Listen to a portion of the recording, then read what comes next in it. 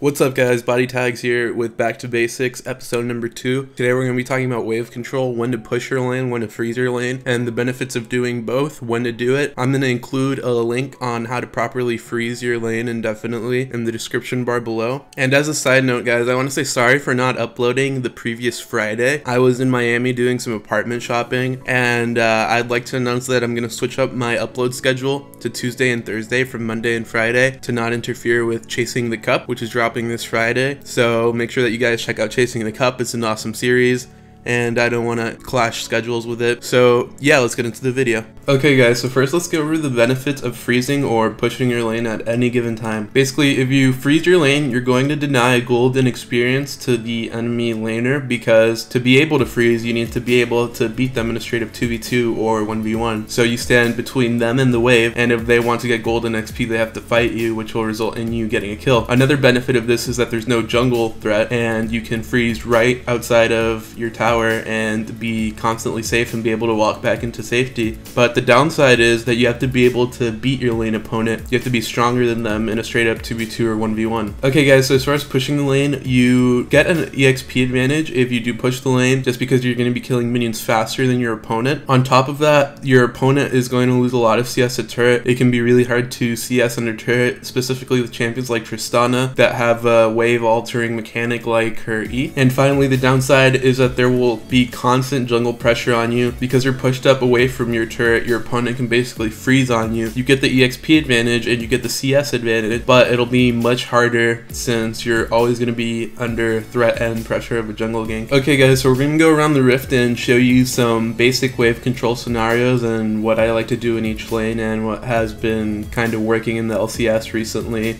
or what other pros are doing. This first one is used by LMQ Ackerman.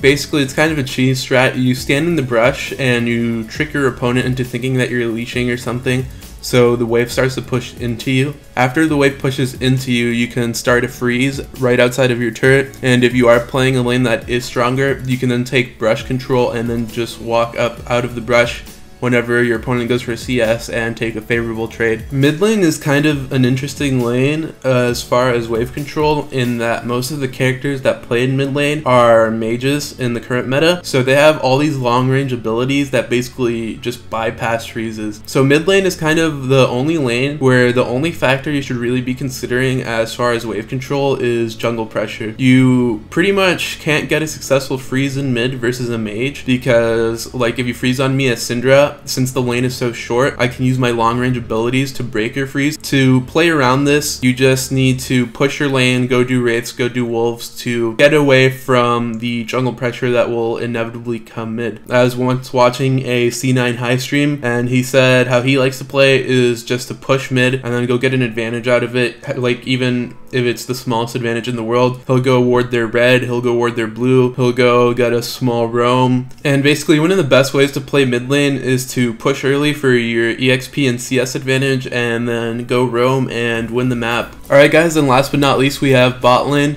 So when playing in solo queue with a random support, you want to communicate to them for wave control that you want to push the wave early for level 2. This is super important, and a lot of people will often lose out on level 2 just because they don't communicate with their support.